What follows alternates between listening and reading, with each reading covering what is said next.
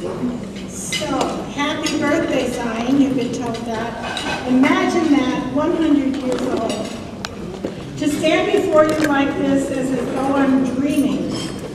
And the tears come very easily with everyone that's spoken. It's just like a choke-up. Your names, which are now embedded in me through these 11 years, imagine that, of working without a Zion newsletter, are now today flesh and blood. How wonderful. This day is but a minuscule experience of what the real homecoming and reunion will be for all of us one day in glory. When you think of Zion, what are some of the words that describe Zion to you? And now just shout out some. Loving. Family. Home. Belonging. Music. Singing. Singing. Okay, more. This side is talking. This side needs to talk. Persevering. Okay. I think of faithfulness, creativity, pastors that came. There's so many of them. Boy Scouts. I don't think that was mentioned, but maybe there aren't that many here today. It's amazing. Christmas carols. Messiah, of course, the gym, which I wasn't part of. That's happened after I left. Outings, hostings, that's been mentioned a few times. Baseball and basketball games, banquets and waffles. If you're a Midwesterner, this was always a new experience for those that came from Minnesota. They'd wonder, what is cold waffles? And what I miss from the coffee hours is the cling wrap, and we don't get that anymore in our life. Hanging out in front of the church after services, the house behind the church, the stew. My life in Zion was from 1945, getting ready for confirmation, to 1961. Our family had come from Alaska. My father was in mission up there, and I came to Brooklyn in 1944, and I was a real hick. So, and I thought the pictures on the cards from Alaska, they look, New York looks so beautiful and clean. And the first thing my father had as a job when he got here was Bethesda Mission. And this morning, as we drove, we went through the Bethesda Mission Red Hook section. And that was awesome. I thought, I used to come here. And just went, wow, God, what a journey. And then we moved to New Jersey when we were married and had children. However, my parents and Kent's mother continued in Brooklyn until 1990 when my mom and dad moved out with us, and then 2 years later my mother died. But visits to Zion did continue through all those years from the time we left. There is a painting we saw in Pennsylvania of an elderly man bent over with a cane, standing at a distance, viewing an old boarded up farmhouse and surrounded by a field of weeds. But superimposed in a dark ghost form were scenes of his yesterdays, picnics, children on swings, much activity all around the house. The man didn't see what is, but what was.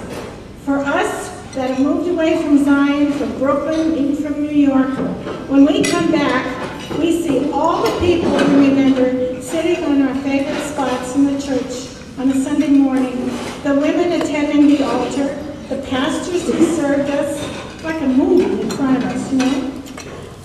The fellowship in the basement. We want to walk around the building, just touch special spots, pause and remember and reflect. We see more than is seen at that very moment. We will say, here's where I, and here's where we. This is where we, you finish the sentence, I'm sure you do it. I was baptized there, in that place. I remember the overhearing the Sunday before Confirmation Sunday, when the pastors walked up and down the center aisle. We were on each side and scared to death that Pastor Halverson, that's my class, or Pastor Belgium would point at us and say, answer. And I was married right up there. I walked down that big aisle. I sat right over there. Remember when we, blah, blah, blah. Yes, the building, this was said before, interesting. Yes, the building is the structure that physically holds the memories, But isn't it really the people who gather? Now, 3 other people said the same thing here. Who come to worship on Sunday after Sunday, who are partakers of the life in Zion within those walls. Of course, we are people who were one time a family. In the early days, I've learned that many came from the same areas of Norway and found each other here and became a community. I think a lot of Zion people came from South Norway. Is that right? Lista. Yeah, Lista and Vassum and Kristiansand and all that. But my parents came from Oslo, so I don't think there were that many.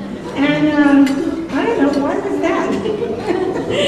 So it's amazing to learn that so many of us on the roster are really related.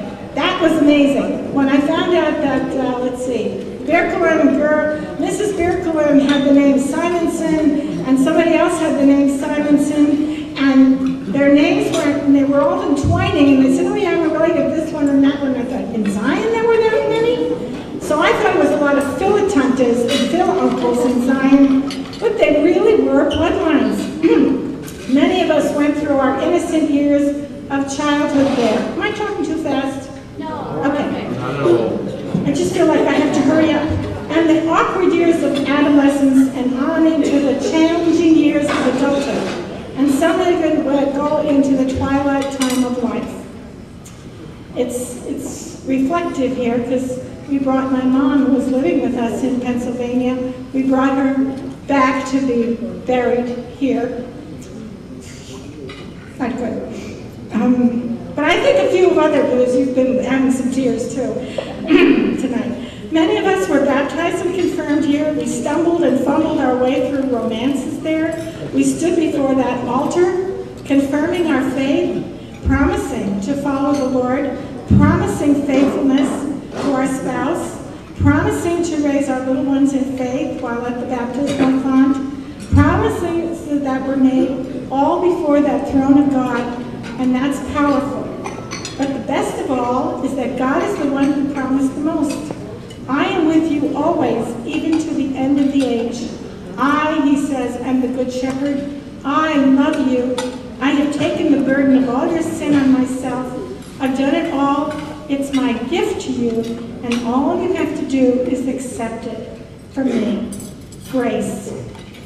You know that's what grace means? That took a while to get in here.